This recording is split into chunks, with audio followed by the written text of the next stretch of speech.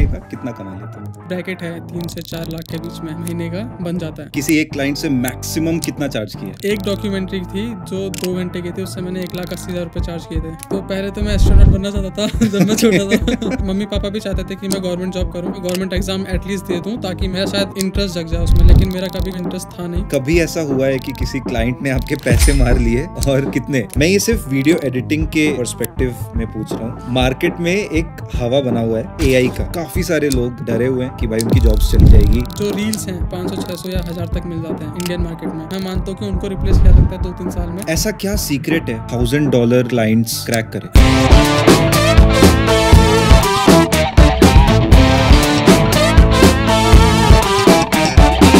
एक नंबर भाई। Welcome to another episode of एक number, the podcast segment of FinOne।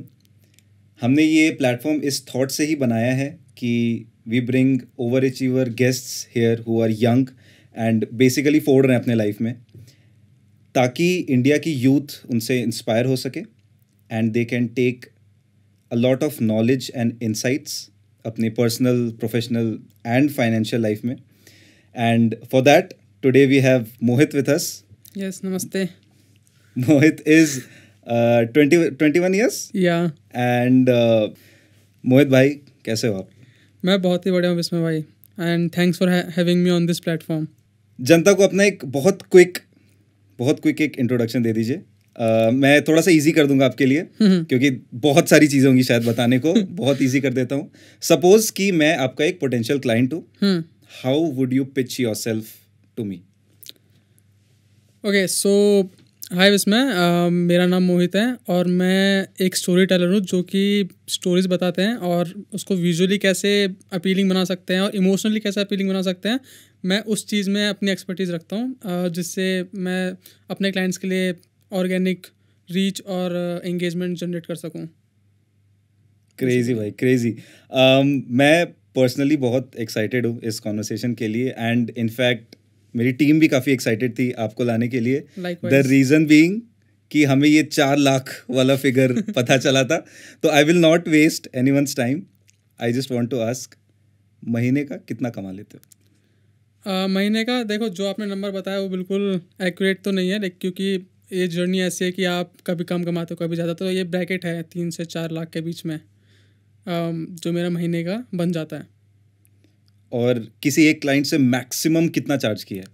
एक क्लाइंट से मैंने मैक्सिमम, एक डॉक्यूमेंट्री थी जो 2 घंटे की थी, उससे मैंने 1,80,000 रुपये चार्ज किए थे। 1,80,000? हाँ। क्रेजी। इतने हैवी बजट क्लाइंट्स इंडियंस होते हैं या इंटरनेशनल क्लाइंट्स रहते हैं मेजरली? ये मेजरली इंटरनेशनल रहता है, क्योंकि इंडिया में मेरे को, जहाँ तक मेरा एक्सपीरियंस है, इंडिया में अभी इतनी बड़ी मार्केट नहीं है और बाहर की परचेसिंग पावर भी ज़्यादा है, तो इसलिए बाहर के क्लाइंट्स हैं एंड यूरोप के क्लाइंट्स हैं, वेस्टर्न एंड यूरोपियन क्लाइंट्स, जो आपको इतना ज़्यादा पे कर सकते हैं एक वीडियो के लिए। लेकिन फॉरेन क्लाइंट्स क्यों, इंडियंस क्यों नहीं पैसे नहीं देते? नहीं, ऐसा तो नहीं है, मतलब ऐसा तो बोल नहीं सकते और ऐसा बोल भी सकते हैं, दोनों चीज़ हो सकती है। तो इसलिए मेरे स्किल्स के अगर मेरे को कहीं पर ज़्यादा वैल्यू मिल रही है तो ऑफकोर्स मैं वहाँ पे अपनी वैल्यू प्रोवाइड करूँगा, रादर देन कि मैं ऐसी मार्केट में जाऊँ जहाँ पे मेरी वैल्यू कम है। तो मेरा यही थॉट प्रोसेस था इंटरनेशनल जाने के पीछे। ओके, थोड़ी सी अपनी बैक स्टोरी बताइए कि कैसे आप इस क्रिएटिव फील्ड में आए, क्योंकि ज़्यादातर पेरेंट्स चाहते हैं अपने बच्चों को doctors banana, engineers banana, and specially ये Tier 2 Tier 3 सिटीज़ में काफ़ी देखा जाता है। आप ऐसे एक अनकन्वेंशनल फील्ड में कैसे आए? थोड़ी सी एक बैक स्टोरी। तो पहले तो मैं एस्ट्रोनॉट बनना चाहता था जब मैं छोटा था लेकिन वो नहीं हो पाया। तो मेरे मम्मी पापा भी चाहते थे कि मैं गवर्नमेंट जॉब करूं और उन्होंने मेरे को काफ़ी, लेट्स से फोर्स तो नहीं बोल सकते, लेकिन काफ़ी पुश किया कि मैं गवर्नमेंट एग्ज़ाम एटलीस्ट दे दूं ताकि मेरे को पता लग सके या फिर मेरा शायद इंटरेस्ट जग जाए उसमें। लेकिन मेरा कभी गवर्नमेंट या जॉब में इंटरेस्ट था नहीं इन पर्टिकुलर। एंड मैं बचपन से काफ़ी क्रिएटिव था, मेरे पास इंटरनेट था तो मैं वीडियोस बनाता था यूट्यूब पे, एंड उसको मैं फ़ोन में एडिट करता था लेट के, मतलब पापा से फ़ोन ले लिया, उसके बाद 2-3 घंटे फ़ोन में एडिट किया, क्रैश होता था बहुत ज़्यादा, तो वैसा एडिट मैं करता था एंड वही इंटरेस्ट मेरा फिर डेवलप हो गया कंटेंट साइड में। एंड देन उसके बाद 2 साल पहले मैंने इसको प्रोफेशनली स्टार्ट किया बस क्योंकि मैं कॉलेज नहीं जा पाया था मेरी फाइनेंशियल कंडीशन की वजह से, तो मेरे घर में कंप्यूटर था मेरे पास। मैंने सब कुछ देख लिया कि मैं पैसे कैसे कमा सकता हूँ अपनी फैमिली को उस सिचुएशन से निकालने के लिए। तो फिर मैंने देखा कि इसमें मेरा इंटरेस्ट भी है, सो इसको मैं एक्सप्लोर करता हूँ और ज़्यादा। मैंने इसको एक्सप्लोर किया, कभी ऐसा मनी मोटिवेशन था नहीं कि मैं इससे पैसा भी कमा पाऊँगी, पता नहीं था, अवेयरनेस नहीं थी मेरे को। लेकिन जब मैंने स्किल्स डेवलप कर ली तब मेरा प्रोफेशनल करियर वहाँ से स्टार्ट हो गया, जब मैं एक कंपनी के साथ जुड़ा जो कि एडटेक कंपनी थी, as a video editor. Got it. तो आपके पेरेंट्स क्या सपोर्टिव थे इस चीज़ को लेके बहुत ज़्यादा, या क्योंकि जैसा कि आप बता रहे हो, आप जहाँ से हो वहाँ पे बहुत ज़्यादा ऐसे आपने ही बताया कि गवर्नमेंट जॉब के लिए बहुत इन्फ्लुएंस किया जाता है पेरेंट्स की तरफ से, यूपीएससी के लिए बहुत इन्फ्लुएंस किया जाता है, तो क्या ऐसा सपोर्ट था आपके पेरेंट्स की ओर से, या आपको बहुत ज़्यादा कन्विंस करना पड़ा उन्हें? मैं बहुत ही मेरे पेरेंट्स तो नहीं चाहते थे कि मैं कंप्यूटर लाइन में जाऊं या फिर मैं कुछ करूं गवर्नमेंट के अलावा, लेकिन मैं बहुत ही मैं बहुत ही रिबेलियस था टू बी ऑनेस्ट। उस टाइम पे मेरे को कंप्यूटर में पसंद था, तो मैं कंप्यूटर पे बैठे रहता था पूरे दिन। एंड मेरे पापा ने तो इतना सपोर्ट मेरे को नहीं किया, कंप्यूटर दिलवाने में उन्होंने ज़रूर सपोर्ट किया, क्योंकि उनके टाइम पे काफ़ी दिक्कत आ गई थी, तो उन्होंने मेरे को कंप्यूटर हमेशा से मेरे को दिया है। लेकिन इस चीज़ में मेरे को शुरू में सपोर्ट नहीं किया, लेकिन मेरी मम्मी काफ़ी सपोर्टिव रही हैं शुरू से, बहुत ही ज़्यादा। लेकिन बाद में जब उनको दिखा आउटपुट कि हाँ इसमें भी कुछ हो सकता है। देखो पेरेंट्स की गलती नहीं होती है, बेसिकली उनको अवेयरनेस नहीं होती है बस। तो अगर आप उनको अवेयर करोगे अपनी चीज़ों के बारे में और आप उनको अवेयर रिजल्ट से करोगे तो वो पक्का मान जाएंगे, चाहे वो कुछ भी चीज़ हो। ये मेरा एक्सपीरियंस रहा है मेरे पेरेंट्स के साथ में। और पेरेंट्स आई थिंक यही चाहते हैं कि बच्चा जहाँ भी रहे खुश रहे, और Exactly. जितना चाहे उतना वो चीज़ें उसे मिल जाए। एग्जैक्टली उनको तो बस ये है कि बच्चा हमारे बिना सर्वाइव कर पा रहा है एज अ ह्यूमन बीइंग या नहीं, बस उनको ये चाहिए। अगर वो कर पा रहा है तो मोर देन हैप्पी है, वो कुछ भी करे, मतलब ऐसा क्राइम नहीं, लेकिन कुछ भी अच्छा करे जो रिस्पेक्टेबल है, जैसे कि मेरा काम था। गॉड। तो इस दौरान आपने बहुत सारी चीज़ें गो थ्रू करी होंगी अपने नॉलेज गेन करने के लिए। आपने ये एडिटिंग स्किल्स कहाँ से सीखी? मैंने सब कुछ यूट्यूब से सीखा है। मेरे को कुछ भी आता था दिमाग में, मैंने कुछ भी इंटरनेट पे देखा, मैं डायरेक्ट यूट्यूब पे सर्च मारता था, चाहे गलत ही कीवर्ड क्यों ना हो, लेकिन मेरे को उससे क्लोज थिंग्स मिल जाती थी। लेट्स से मेरे को कुछ इफेक्ट चाहिए, मैंने कुछ तो भी अपने दिमाग में, मेरे को जो देख के आया वर्ड मेरे दिमाग में वो डाल दिया, उसके आसपास की चीज़ें मुझे मिल जाती थी और मुझे एक आइडिया होता था कि अच्छा इसको ऐसे बनाते हैं, तो मैं उसको बनाने लगता था बाद में। तो इस तरीके से मैंने अपना पूरा एडिटिंग सीखा। बाद में मैंने कोर्स भी लिए, लेकिन वो कोर्स काफ़ी महंगे थे, काफ़ी प्रोफेशनल साइड पे थे। तो लेकिन एज अ बिगिनर मैंने सब कुछ यूट्यूब से सीखा है। और आप कितने एज के थे जब ये सब सीख रहे थे आप? मैं 18 से 19 साल के बीच में था उस वक्त।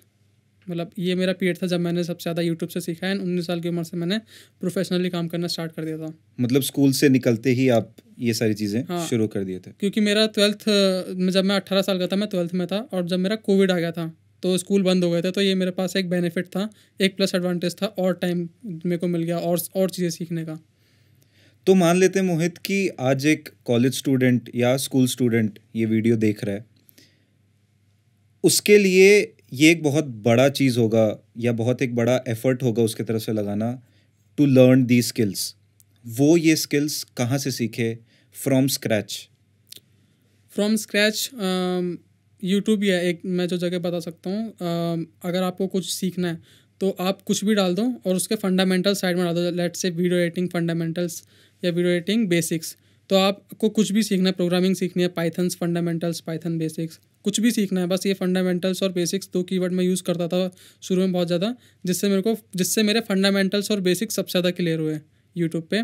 एंड गोइंग फॉरवर्ड, अगर आप एक बार किसी फील्ड में घुस जाते हो एंड अगर आपको उसमें मज़ा आने लगता है काम करने में, क्योंकि मेरे को कभी काम नहीं लगती थी एडिटिंग, मेरे को बहुत मज़ा आता था करने में, तो मेरे हिसाब से फिर आप कभी सोचते नहीं हो कि मेरे को सीखने में दिक्कत हो रही है, कि आप देख लेते हो कैसे भी करके तो कि मेरे को कहाँ से सीखना है और कैसे सीखना है, कोई ना कोई रास्ता निकल ही जाता है, क्योंकि आप बैठे रहते हो उस प्रॉब्लम पे 2-3 घंटे, या फिर आप सो जाते हो, सोने से पहले देखते हो। तो मेरे को तो सपने वैसे आते थे कि मैं प्रॉब्लम सॉल्व कर रहा हूँ सपने में, तो मैं उठते ही फिर लग जाता था कंप्यूटर पर। तो ऐसी मेरी कुछ जर्नी रही थी शुरू में जब मैं सीख रहा था। एक और थॉट ये है कि ये जो यंग जनता है, कॉलेज जाने वाले, स्कूल जाने वाले, इनके पास बहुत ज़्यादा रिसोर्सेज नहीं होते।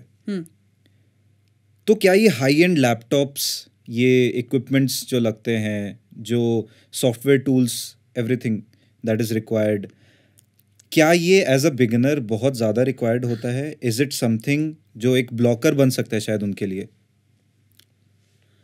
ये काफ़ी अच्छा क्वेश्चन है, क्योंकि इस क्वेश्चन के ऊपर बहुत सारे लोग बहुत बड़ी बड़ी गलतियाँ करते हैं सोचते वक्त। मैंने भी बहुत सारे बिगिनर्स को देखा है जो एक प्लेटो हिट कर देते हैं, उसके ऊपर नहीं जा पाते, क्योंकि गियर मैटर करते हैं अपने एडिटिंग फील्ड में, बट एज अ बिगिनर नहीं करते हैं बिल्कुल भी। अगर आप इंटरमीडिएट लेवल और एडवांस लेवल देखोगे तो आपको डेफिनेटली आपको इंटरमीडिएट से एडवांस जाने में आपको अच्छा लैपटॉप चाहिए, अच्छे स्पेसिफिकेशंस चाहिए। बट वो इंटरमीडिएट तक आप उतने पैसे कमाना स्टार्ट कर सकते हो कि आप अपना लैपटॉप अपने पैसों से ले सकते हो, विदाउट अपने पेरेंट्स को बोले या उनसे पैसे लिए। तो मेरा ये मानना है कि आप एज अ बिगिनर स्टार्ट करो। आपके पास लैपटॉप है, आपके पास फ़ोन भी है, फ़ोन में भी कैपकट चल रहा है बहुत ज़्यादा, जो कि इंस्टाग्राम रील्स बनाने के लिए काफ़ी सही है। और एक इंस्टाग्राम रील्स के काफ़ी अच्छे खासे 500 600 या 1000 तक मिल जाते हैं मार्केट में, इंडियन मार्केट में। तो अगर मैं होता तो मैं ऐसे स्टार्ट करता, एंड देन उसके बाद मैं पैसे जोड़ के लैपटॉप ले लेता अपने लिए। तो इस तरीके से एक बिगिनर या जिसके पास गैजेट्स नहीं है वो इस तरीके से स्टार्ट कर सकता है, मेरे जितना मैंने एक्सपीरियंस किया है लोगों से बात करके। और ये सारी नॉलेज उन्हें यूट्यूब पे मिल सकती है? यूट्यूब पे मिल सकती है। अच्छा, मान लो किसी ने वीडियो एडिटिंग सीख ली, ये पॉइंट 0 to 1 वो चला गया, उससे वो स्किल समझ आ गई है, या एटलीस्ट वो एक इंटरमीडिएट लेवल तक पहुंच गया उसमें। अब वो इंसान या वो बच्चा कैसे अपना पोर्टफोलियो बिल्ड करे, अपना प्रूफ ऑफ वर्क कैसे बिल्ड करे, एंड एक क्लाइंट को कैसे अप्रोच करे उस वर्क को लेके? पोर्टफोलियो बिल्ड करने से पहले आपको नीश डिसाइड करनी ज़रूरी है मेरे हिसाब से। तो जैसे मेरी नीश डॉक्यूमेंट्री एडिटिंग है, तो अगर मैं अपने पोर्टफोलियो में डॉक्यूमेंट्री, फ़नी वीडियोस और लेट्स से और 4 नीश डाल दूंगा, तो मेरा सामने वाला क्लाइंट जिसको मैं पिच कर रहा हूँ बहुत कंफ्यूज हो जाएगा कि अच्छा, अरे फक ये क्या हो गया, मतलब मैं किसकी तरफ देखूँ। क्योंकि वो कॉमेडी वीडियो देख लेगा, है वो डॉक्यूमेंट्री वाला क्लाइंट आपका, तो वो आपकी तरफ अट्रैक्ट नहीं होगा as a client, to be honest. तो आपको सबसे पहले अपनी नीश डिसाइड करनी पड़ेगी पोर्टफोलियो बनाने से पहले। अगर आपने नीश डिसाइड कर ली, उसमें फिर आपको अपने प्रूफ ऑफ वर्क चाहिए कि देखो मैंने ऐसा ऐसा काम किया है डॉक्यूमेंट्री सेक्टर में, एंड उसके हिसाब से आपको पोर्टफोलियो बनाना है कि जिस क्लाइंट के लिए आप पिच कर रहे हो आपको पोर्टफोलियो मॉडिफाई करना मैंने जब भी क्लाइंट को पिच किया मैंने अपना पोर्टफोलियो हर बार मॉडिफाई किया है उस क्लाइंट के नीड्स के हिसाब से। तो लेट्स से मैं एक डॉक्यूमेंट्री जो ट्रू क्राइम्स के ऊपर डॉक्यूमेंट्रीज बनाता है, मैंने उसके हिसाब से अपनी पूरी पोर्टफोलियो डिज़ाइन करी कि ट्रू डॉक्यूमेंट्री उसको एक वाइब देने की कोशिश करी, ताकि वो क्लाइंट देखे कि हाँ ये बंदा मेरे को चाहिए, क्योंकि मेरी नीड्स ही वही हैं जो ये मेरे को प्रोवाइड कर रहा है। तो बिल्कुल आपको अपने उसकी नीड्स अलाइन करने पड़ेंगे अपने ऑफ़र और अपने पोर्टफोलियो के साथ में। तो ऐसे तो आपने कितने ही सारे क्लाइंट्स के साथ वर्क किया रहेगा। कभी ऐसा हुआ है कि किसी क्लाइंट ने आपके पैसे मार लिए, और कितने कितने पैसे मारे उन्होंने, अगर ऐसा कभी हुआ हो? मैंने काफ़ी अच्छे लोगों के साथ काम किया शुरू से, तो मैंने कभी रैंडम लोगों के साथ काम नहीं किया। मेरे कॉन्टैक्ट्स काफ़ी शुरू से मैंने नेटवर्किंग पे बहुत ज़्यादा ध्यान दिया है, लिंक्डइन से या फिर इंस्टाग्राम से। तो मैं जानता था जिसके साथ मैं काम कर रहा हूँ वो बंदा कैसा है। तो मेरे साथ तो ऐसा एक्सपीरियंस नहीं हुआ है कि किसी क्लाइंट ने मेरे पैसे मार लिए। बट अगर आप इस चीज़ को प्रिवेंट करना चाहते हो कि कोई आपके पैसे ना मार पाए, तो क्लाइंट को फर्स्ट ड्राफ्ट सेंड करते वक्त अपना वाटरमार्क वीडियो पे ला के दे दो बड़ा बड़ा। तो उससे क्या होगा, वो क्लाइंट आपकी वीडियो को यूज़ ही नहीं कर पाएगा और उसको आपको पैसे पे करने ही पड़ेंगे। लेकिन अगर तब भी उसने पैसे मार लिया, आपका टाइम चला गया, तो मेरे हिसाब से फिर वो थोड़ा सा इंट्यूशन वाली बात आता है कि मेरे को इस बंदे के साथ काम करना है कि नहीं, और इसने पास्ट में कितने बंदों के साथ काम किया, कितनी वीडियोस बनाई है, वो सब आपको फिर एनालाइज करना पड़ेगा। Got it. यस। अच्छा, एक बात बताओ, ऐसा क्या सीक्रेट है, हम लोगों ने इतने सारे क्लाइंट्स सबके बारे में बात की, क्या आप कुछ क्लाइंट्स के नाम बता सकते हो जिनके साथ आपने काम किया है? हाँ, मैं अभी जिसके साथ करंटली काम कर रहा हूँ, निकलस क्रिसल करके एक बंदा यूट्यूब पे, तो मैं भी उसके साथ काम कर रहा हूँ। एंड मैंने पास में मोहक मंगल के साथ भी काम किया है। मैंने बाहर के डॉक्यूमेंट्री चैनल जैसे कि एक है ट्रैप लॉर रोज करके, वो म्यूज़िक डॉक्यूमेंट्रीज़ बनाता है, म्यूज़िक इंडस्ट्री में जो क्राइम्स होते हैं उसके ऊपर डॉक्यूमेंट्रीज़ बनाता है। तो ऐसे बड़े बड़े यूट्यूबर्स के साथ मैंने काम किया है। एंड मेरा एक्सपीरियंस उनके साथ काफ़ी अच्छा रहा है। मतलब वो काफ़ी रिस्पेक्टफुल बंदे हैं जो अपने टीम मेंबर्स की काफ़ी रिस्पेक्ट करते हैं। तो वो भी एक फैक्टर होता है कि आपकी रिस्पेक्ट भी होनी चाहिए जहाँ पे आप काम कर रहे हो, जिस क्लाइंट के साथ आप काम कर रहे हो, अंडरस्टैंडेबल होना चाहिए। ठीक है, तो एक बात बताओ, ऐसा क्या सीक्रेट है कि एक बंदा या बंदी जो आज के टाइम पे 1000 रुपये पर वीडियो चार्ज कर रहे हैं, ऐसे $1,000 क्लाइंट्स क्रैक करे? ऐसा क्या सीक्रेट है? ऐसा सीक्रेट है आपकी स्किल्स के अंदर ही है, क्योंकि मैंने जितने भी वीडियो एडिटर आज तक अभी तक देखे हैं उनको सिर्फ वीडियो एडिटिंग आती है, इफ़ेक्ट्स लगा लेंगे वो 4 और उसके बाद में वो बोलेंगे okay let's call it a day, क्योंकि 4 इफ़ेक्ट्स लगा दिए हमने एक वीडियो में। बट ऐसा नहीं होता है। मैंने वीडियो एडिटिंग के साथ फिल्म मेकिंग की भी पढ़ाई करी हुई है, मतलब खुद ही करी है सब कुछ। एंड फिल्म मेकिंग के साथ मैंने थोड़ा सा कैमरा बेसिक्स भी सीखे हैं कि कंपोजिशन क्या होता है, रीडिंग लाइंस क्या होती हैं। एंड उसके साथ साथ मैंने स्टोरी टेलिंग स्ट्रक्चर्स के बारे में पढ़ाई करी हुई है।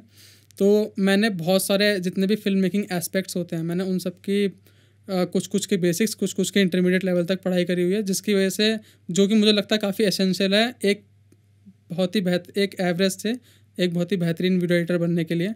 क्योंकि आपको इन सारे डोमेन्स की नॉलेज काफ़ी अच्छी होनी चाहिए ताकि आप पता कर सको कि अच्छा ये शॉर्ट्स मेरे को ये इमोशन दे रहा है, क्यों दे रहा है, क्योंकि या फिर मेरे को यहाँ पे किस शॉट या कौन से शॉट साइज चाहिए जो कि मेरे को अगर मान लो एक एक्शन सीन एडिट करना है तो, क्योंकि मेरे ऊपर है। अब कोई भी तो कट कर देगा, लेकिन मैं कौन सा शॉट रखूँ, कितना क्लोजअप रखना है, कितने टाइम तक रखना है, कितने ड्यूरेशन तक रखना है, किस क्रोनोलॉजी में रखना है, वो सब आपको सीखना पड़ेगा। और वो सब आपको मूवीज़ को स्टडी करके आएगा, वो सब आपको उसके जो फिल्म मेकिंग बेसिक्स है उसको स्टडी करके आएगा, वो सब आपको कैमरा के बेसिक्स को स्टडी करके आएगा, एंड साउंड इफ़ेक्ट्स डिज़ाइन ये सब आपको सीखना पड़ेगा एक एवरेज से एक्स्ट्राऑर्डिनरी वीडियो एडिटर बनने के लिए। हम लोग इसके डिटेल पे और आएंगे कि ये बच्चे कहाँ से सीख सकते हैं एंड स्पेसिफिक रिसोर्सेज कहाँ से मिल सकते हैं। तो ये जो इंटरनेशनल क्लाइंट्स की आप बात करें, you have worked with US clients, Europe के क्लाइंट्स के साथ अभी आप बोले आप काम कर रहे हो। ऐसे क्लाइंट्स के साथ क्या कम्युनिकेशन एक प्रॉब्लम बनता है कि इंडियन एक्सेंट से बात कर रहे हैं, तो क्या वो इन चीज़ों को माइंड करते हैं, या how does communication play a role? हाँ, ये भी बहुत ही सारे लोगों का क्वेश्चन आता है, मेरा भी था जब मैंने काम करना स्टार्ट किया था कि यार मैं तो इंडियन हूँ, मेरा एक्सेंट और यूएस का क्लाइंट है, क्या वो मतलब मेरे को क्यों ही देंगे काम अगर मेरा एक्सेंट ऐसा है या फिर कुछ भी ऑफ है या फिर मैंने इंग्लिश में फंबल कर दिया। बट जहाँ तक मेरा एक्सपीरियंस रहा है वो पहले स्किल्स देखते हैं एंड देन आपका कम्युनिकेशन चैट में देखते हैं, क्योंकि उनसे आपकी बात जो होती है वर्बली वो बहुत ही कम होती है। लेट्स से 10% होती है अगर आप 100% बात करो, 90% आपकी चैट में होगी एंड 10% आपकी वॉइस चैट में होगी। तो मेरे हिसाब से यूएस क्लाइंट्स थोड़ा मोड़ा देखते हैं कि इसका एक्सेंट कैसा है, इंग्लिश में प्रोफिशिएंट है कि नहीं। बट यूरोपियन क्लाइंट्स नहीं देखते हैं उतना, क्योंकि लेट्स से यूरोप में फ्रांस एंड जर्मनी जैसे देश आते हैं, उनकी फर्स्ट लैंग्वेज भी इंग्लिश नहीं है और वहाँ पे भी लोगों को इंग्लिश हमारे जैसी आती है, मतलब हम तो फिर भी काफ़ी आगे इंग्लिश बोलने में। अच्छा। हाँ, उनकी इंग्लिश और भी थोड़ी सी टूटी फूटी सी होगी जहाँ तक मैंने एक्सपीरियंस किया है, बट काफ़ी लोगों की काफ़ी अच्छी होती है। तो इसलिए वो इंग्लिश पे इतना ध्यान नहीं देते, वो काम पे बहुत ज़्यादा ध्यान देते हैं। लाइक काम आउटवेट कर देगा इंग्लिश को अगर आप थोड़ा फंबल कर दिए या आपने टूटी फूटी इंग्लिश बोल दी उनके सामने। जहाँ तक मेरा एक्सपीरियंस रहा है, मेरा एक्सपीरियंस काफ़ी अच्छा रहा है ऐसे, मतलब यही रहा है इंग्लिश और एक्सेंट के साथ में, इंडियन एक्सेंट के साथ में वो लोग स्किल्स को ज़्यादा मैटर करते हैं। हमारी शूट के पहले भी काफ़ी बातचीत हो रही थी, काफ़ी चीज़ें हम लोगों ने डिस्कस किया एंड मैं एक बात जस्ट बताना चाहता हूँ कि मेरी खुद की जर्नी भी in the creative field as a video editor ही हुई थी। मैं बहुत यंग था उस टाइम पे। I started as a intern and then slowly ladder में ऊपर गए। तो एक पर्सनल इंटरेस्ट भी था मेरा इस कॉन्वर्सेशन के लिए। मुझे ऐसी 3 गलतियाँ बताइए जो आजकल आप बहुत मेजॉरिटी वीडियो एडिटर्स को करते देखते हैं। जैसे मैंने आपको एक अभी बताया, जैसे वो इन सारे डोमेन्स के बारे में नहीं सीखते, उनको लगता है कि वीडियो एडिटिंग वीडियो को एडिट करना है, बस कट मारना है और इफेक्ट लगाना है। Got it. तो ये एक सबसे बड़ी गलती है जो मैंने देखी है आजकल के वीडियो एडिटर में। उनको पता ही नहीं है इन सारे बाकी डोमेन्स के बारे में, उनके बेसिक्स कुछ भी नहीं पता है। मतलब मैंने एक या 2 बंदे देखे हैं, वो भी बहुत ही अच्छे लेवल पर काम कर रहे हैं क्योंकि उनके पास वो स्किल्स और नॉलेज है। तो ये सबसे बड़ी गलती है जो कि एक वीडियो एडिटर करता है। एंड दूसरी गलती है कि बेसिकली वो सोचते हैं कि मैं, जैसे मेरा डिवाइस है वो अच्छा कमा भी रहे हैं, मेरे बहुत सारे दोस्त हैं वो काफ़ी अच्छा कमा रहे हैं, लेकिन डिवाइस को अपग्रेड नहीं करते। मैं उनको बोलता हूँ कि डिवाइस अपग्रेड करो। लेट्स से आपको एक 3D रेंडर निकालना है, वो आपको 60,000 के लैपटॉप या 1 लाख के लैपटॉप में भी नहीं निकलेगा। वो आपको चाहिए कि आपको M1 Max या M1 Pro चाहिए, तो उसके लिए आपको अपने गियर्स में थोड़ा इन्वेस्ट करना पड़ेगा इंटरमीडिएट लेवल तक आने के बाद। मैं यहाँ पे इंटरमीडिएट लेवल के बंदों की बात कर रहा हूँ क्योंकि उनको ही सबसे ज़्यादा मुश्किल होता है ऊपर निकलना। एंड जो तीसरी गलती मैं देखता हूँ उनके, लेट से आपने बता दिया कि एक क्वेश्चन हमने कवर किया था ऑफर में, वो अपना पोर्टफोलियो भेज देते हैं ऐसे ही, मतलब ड्राइव पे भेज देंगे या फिर कोई तो भी लिंक में भेज देंगे, कुछ भी कस्टमाइजेबल नहीं होगा उसमें अब उनके ऑफ़र के हिसाब से और क्लाइंट की नीड्स के हिसाब से। तो मेरे हिसाब से पोर्टफोलियो पे ध्यान देना बहुत ज़रूरी है अगर आप इंटरनेशनल क्लाइंट्स को क्रैक करना चाहते हो। और अगर आपके पास लेट से फिर कोई बोला है कि मेरे को तो ऐसा काम ही नहीं मिलता, तो मैं अपने डेमो प्रोजेक्ट्स ही बनाता था। मैं अपने डेमो प्रोजेक्ट बनाता था, उसमें साउंड डिज़ाइन करता था, या फिर लेट से जिसके लिए भी मेरे को क्लाइंट को अप्रोच करना है उसके हिसाब से मैं एक डेमो प्रोजेक्ट बनाता था और फिर उसके बाद उसको मैं पिच करता था। तो मैं इस तरीके से करता। तो मेरे हिसाब से ये 3 चीज़ अगर कोई बंदा कर ले तो उसके लिए ज़्यादा मुश्किल नहीं है, क्योंकि स्किल्स आप अपनी आप कर रहे हो, आप अपने गियर में इन्वेस्ट कर रहे हो, एंड उसके बाद आप अपने पोर्टफोलियो में इन्वेस्ट कर रहे हो, और वो भी स्किल्स में ही हो गया। तो लेकिन ये तीनों का कॉम्बिनेशन काफ़ी डेडली कॉम्बिनेशन होता है, जिससे कोई भी बंदा कोई भी क्लाइंट क्रैक कर सकता है, बेसिकली कोई भी। मार्केट में आजकल काफ़ी सारे वीडियो एडिटर्स हैं, राइट?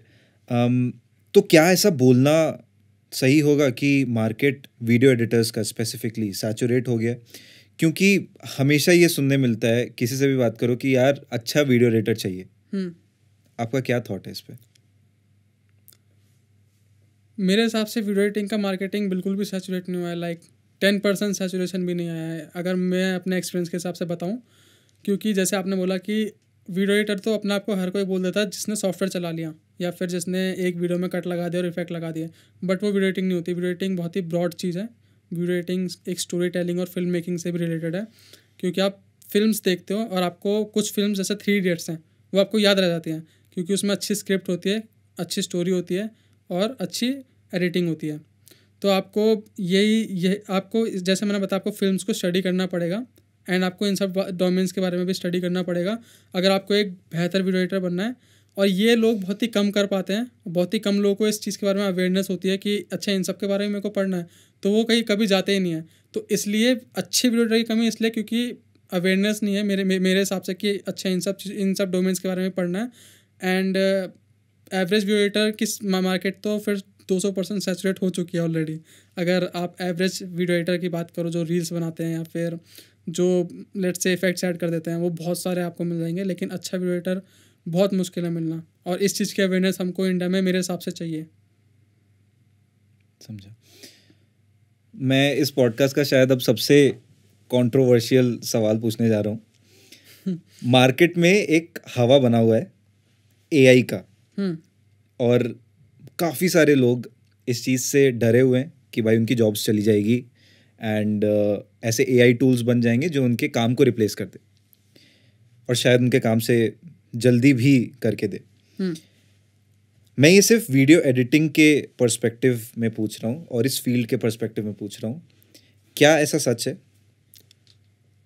वीडियो एडिटिंग में ऐसा बिल्कुल भी सच नहीं मानता हूँ मैं, क्योंकि मैंने भी काफ़ी एआई टूल्स एक्सप्लोर करता रहता हूँ डे टू डे बेसिस पे, एंड जहाँ तक मेरे को दिखे हैं अभी तक के जो सबसे एडवांस्ड एआई टूल्स हैं वो हैं आपका वीडियो जेन एआई, जो वीडियो को जनरेट कर देंगे टेक्स्ट फॉर्म से। बट वो भी बिल्कुल भी इतने एडवांस लेवल पे नहीं आया कि वीडियो एडिटिंग को रिप्लेस कर दें। एंड मैं आपको बताता हूँ क्योंकि मान लो आपको एक लेयर में आपके टेस्ट के हिसाब से 10 इफेक्ट लगाने हैं, क्योंकि आपको स्टोरी सबसे अच्छी बतानी है, तो वो 10 इफेक्ट एआई कभी नहीं सीख सकता, वो आपके दिमाग में है क्योंकि। और इंस्पिरेशन एआई मतलब डेटा पे ट्रेन हो सकता है, लेकिन वो इफ़ेक्ट को बिल्कुल भी नहीं लगा सकता। तो मेरे हिसाब से तो नहीं लगता कि वीडियो एडिटिंग की लाइन में एआई कभी भी रिप्लेस कर सकता है जॉब। फॉर श्योर मान लो कि जो रील्स हैं मैं मानता हूँ कि उनको रिप्लेस किया सकता है 2-3 साल में, जो उनके एडिटर्स हैं। बट अगर आप एक लेवल पे हो और आपको एआई के साथ काम करना है तो आप बहुत ही इजीली काम कर सकते हो एआई के साथ में। मेरे हिसाब से दो साल बाद मेरे को, जैसे मैं आज बहुत सारा अमाउंट जो मेरा होता है वो फुटेज ढूंढने में आता है, स्टॉक फुटेजेस, लेकिन मेरे को लगता है कि 2 साल बाद जो एआई जो हमारा वीडियो जेन एआई है वो इतना बेहतरीन हो जाएगा कि मेरे को ढूंढने की ज़रूरत नहीं है, मैं अपना टेक्स्ट लिखूँगा और वो मेरे सामने होगा। लेकिन वो टेक्स्ट क्या लिखना है, मेरे को इमोशंस क्या प्रेजेंट करना है, अगेन हम वहीं आगे फिल्म मेकिंग बेसिक्स पे, तो वो सीखना बहुत ज़रूरी है। एंड उस चीज़ को अचीव करने के लिए मेरे हिसाब से आपको हमेशा स्किल अप करना ही पड़ेगा, अपना मतलब अप स्किल करना ही पड़ेगा अपने आप को। तो मैं तो एआई, बल्कि मैं तो चाहता हूँ एआई और एडवांस हो ताकि मैं उसको यूज़ कर सकूँ अपने फेवर में। तो मैं एआई को ऐसे देखता हूँ, मैं एआई को बिल्कुल भी एज अ थ्रेट नहीं देखता, मैं उसको प्रॉब्लम सॉल्वर देखता हूँ, एज अ प्रॉब्लम सॉल्विंग की मेरी प्रॉब्लम सॉल्व कर रहा है बहुत बड़ी। Got it. एंड ये काफ़ी अच्छा एक पर्सपेक्टिव है सोचने के लिए। अभी आप बात कर रहे थे अबाउट अपस्किलिंग, तो video editors and before also we were talking about कि बहुत सारे रिसोर्सेज चाहिए होता है about film making and understanding कि वीडियो एडिटिंग में क्या साइकोलॉजी जाती है. ऐसे कुछ स्पेसिफिक चैनल्स या ऐसे कुछ स्पेसिफिक वेबसाइट्स आप क्या शेयर कर सकते हो जहाँ पे जाके बच्चे इन चीज़ों को एक्सेस कर सकें एंड स्पेसिफिकली फ्री में एक्सेस कर सकें, क्योंकि अगेन कॉलेज जाने वाले बच्चे, इवन स्कूल जाने वाले बच्चे, बहुत ज़्यादा रिसोर्सेज नहीं होती उनके पास टू एक्सेस दीज थिंग्स. ऐसे कुछ वेबसाइट्स या चैनल्स हैं? हाँ बिल्कुल, अगर आपको यूट्यूब में एक लेवल का वीडियो एडिटिंग सीखना है तो आप, एक चैनल है हेडन हिलर स्मिथ करके, आप उसको चेकआउट कर सकते हो. मैंने उसकी वीडियोस सारी देखी हुई हैं और 2-3 बार देखी हैं, क्योंकि वो चैनल का कंटेंट काफ़ी बढ़िया है. दूसरा है जॉर्डन ऑर्मी, जो कि एक म्यूज़िक वीडियो एडिटर है, लेकिन वो वीडियो साइकोलॉजी ब्रेक डाउन करता है अपनी वीडियोज़ में कि ये शॉट अगर यहाँ पे यूज़ है इस म्यूज़िक वीडियो में, पॉपुलर म्यूज़िक वीडियो में, तो क्यों हुआ है और उसके पीछे का वो क्या था, प्रोसेस क्या था, कैसे किया भी है. एंड तीसरा है द एडिटिंग पॉडकास्ट, जो ये दोनों बंदे ही चलाते हैं. तो मैं यही अपने जो रिसोर्सेज हैं इनको फॉलो करता हूँ यूट्यूब पे. और अगर मैं फिल्म मेकिंग में बात करूँ, फिल्म मेकिंग बेसिक्स में, तो एक है चैनल डैड गाय एडिट्स करके, जिसको मैं फॉलो करता हूँ अपना सब कुछ फिल्म मेकिंग से रिलेटेड सीखने के लिए. और वो क्योंकि वो फिल्म्स को ब्रेक डाउन करता है कि ये शॉट यहाँ पे कितनी देर तक था, कितना रिदम था इस सीक्वेंस का, तो मेरे हिसाब से वो भी बेस्ट है. अच्छा, व्यूअर्स के लिए क्रेजी अपॉर्चुनिटी है. Mohit is actually searching for a video editor उनके टीम के लिए. तो it's sort of once in a lifetime एक अपॉर्चुनिटी है तुम्हारे पास कि तुम एक ऐसे इंसान से सीख सकते हो जिसने ये सारी चीज़ें ऑलरेडी एक्सप्लोर करके रखी हैं. And it's for a very limited time that you can apply for this. Description में लिंक है that you can access and तुम वहाँ से अप्लाई कर सकते हो. And Mohit will definitely reach out to you. अपना पोर्टफोलियो ऐड करना मत भूलना, add your proof of work, ताकि उन्हें भी एक अंडरस्टैंडिंग मिले कि किस तरह से तुम ग्रो कर सकते हो उनके साथ. Alright Mohit, before we end the podcast एक क्विक रैपिड फायर खेलते हैं आपके साथ, where I will be asking as the name suggest quick questions पूछेंगे and I would require quick answers from your side as well. Okay, question number 1, favourite video editing software कौन सी है? Premiere pro. Okay, most expensive thing that you own?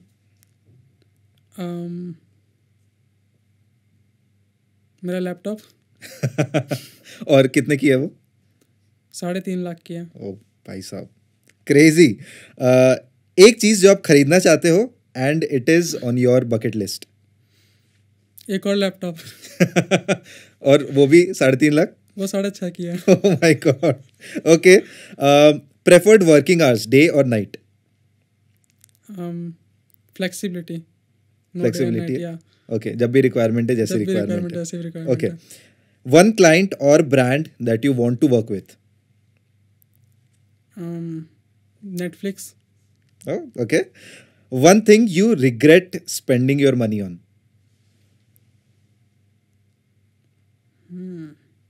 IPhone. क्यों iPhone? IPhone तो अच्छा है यार, camera वगैरह, features वगैरह सब कुछ तो अच्छा है.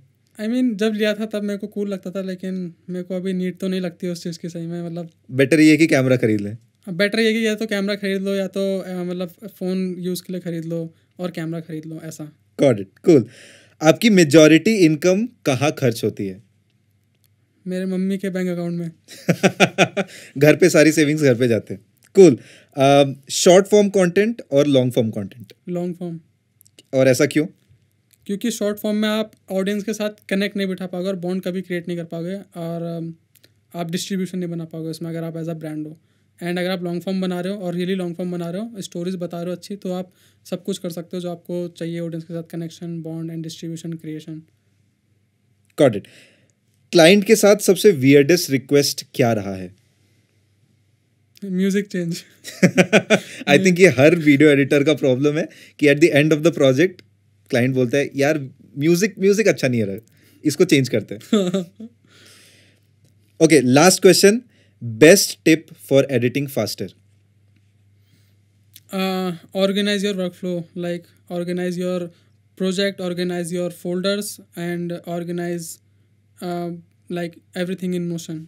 सो ये 3 चीज़ अगर कर लोगे तो मेरे हिसाब से, और assets, organising your assets, like वो मैंने बता दिया, फोल्डर स्ट्रक्चर होना चाहिए प्रोजेक्ट का, एसेट्स का फोल्डर स्ट्रक्चर होना चाहिए, प्रीमियर प्रो के अंदर जो टेम्पलेट है उसके अंदर पूरा फोल्डर स्ट्रक्चर होना चाहिए, एंड नोशन पे सब कुछ स्ट्रक्चर्ड होना चाहिए कि आप किस प्रोजेक्ट पे काम कर रहे हो, कब तक है डेडलाइन, आपकी डेडलाइन। इस स्ट्रक्चर का कुछ एक छोटा सा एग्जांपल दे सकते हो आप? बिल्कुल। तो जैसे कि मान लो मैं एक न्यूबी वीडियो एडिटर हूँ, मैं सब कुछ अपने डाउनलोड्स में डाउनलोड करके रखता हूँ, एंड मैंने एक वीडियो एडिट करी, पहली वीडियो थी मेरी, ख़त्म, डाउनलोड्स में सब कुछ।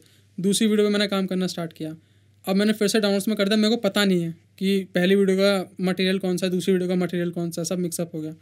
एंड ऑन द कॉन्ट्रेरी मेरे सारे एसेट्स भी डाउनलोड में पड़ा है, मेरे को एसेट्स भी नहीं पता कि एसेट्स मेरे कौन से किधर हैं, मेरा SFX किधर है, मेरे बी रोल किधर है। तो इन सब का स्ट्रक्चर फोल्डर स्ट्रक्चर होना चाहिए, SFX, बी रोल, जो भी आप बोला उसको, ए रोल और आपके ग्राफिक्स, एंड सेम जो आपका बाहर स्ट्रक्चर है मैक में या फिर विंडोज़ में, सेम स्ट्रक्चर आपका प्रीमियर प्रो के प्रोजेक्ट के अंदर भी होना चाहिए। एंड अगर ये दोनों सिंक में होंगे तो आप कभी अपने एसेट्स नहीं खोओगे, कभी आप अपने प्रोजेक्ट्स में कंफ्यूज नहीं होगे। एंड लाइफ को ऑर्गेनाइज करने के लिए अपने प्रोफेशनल लाइफ को नोशन बहुत ज़रूरी है, जिससे आपका ये सब भी स्ट्रक्चर रहे और आपकी लाइफ भी स्ट्रक्चर है, और आपके सारे प्रोजेक्ट हैं वो डेडलाइन पे डिलीवर हो पाएँ। एक रिमाइंडर रहे आपको कि मेरे को आज किस पे काम करना है। Got it. At the same time अपना एक स्ट्रक्चर इन टर्म्स ऑफ आपकी प्रोडक्टिविटी, टाइम कहाँ जा रहा है, ये सारी चीज़ों का भी एक स्ट्रक्चर होना चाहिए। फिर और एक और है, मोबाइल को बाहर रख दो अपने कमरे से। अच्छा, इससे क्या होता है? एडिट करता, नोटिफिकेशन आता है तो ऑफ कोर्स आप देखना चाहोगे नोटिफिकेशन में क्या है, तो मोबाइल को बिल्कुल हटा दो, या तो बेड पे फेंक दो उल्टा करके, या तो कहीं तो कर दो, मतलब अपोजिट होना चाहिए आपके मोबाइल, आपके वर्किंग डेस्क पे बिल्कुल नहीं होना चाहिए एडिट करते वक्त या कुछ भी करते वक्त। ओके, ऑलराइट मोहित, बहुत सारी चीज़ें बात करने को, and we have very less time. Thank you so much for coming on our podcast. Thank you for having me. Please हमें कमेंट्स में बताइए कि नेक्स्ट हम किस फील्ड से गेस्ट्स ला सकते हैं, जिससे कि आपको इतने डीप इंडस्ट्री सीक्रेट्स और इनसाइट्स सीखने मिले। और जाने से पहले इस वीडियो को, इस पॉडकास्ट को अपने किसी एक नोन फ्रेंड या किसी भी नोन पर्सन के साथ शेयर ज़रूर करिएगा, जिससे उसे इस वीडियो के थ्रू इंस्पिरेशन या ग्रोथ मिल सके। See you guys in the next one.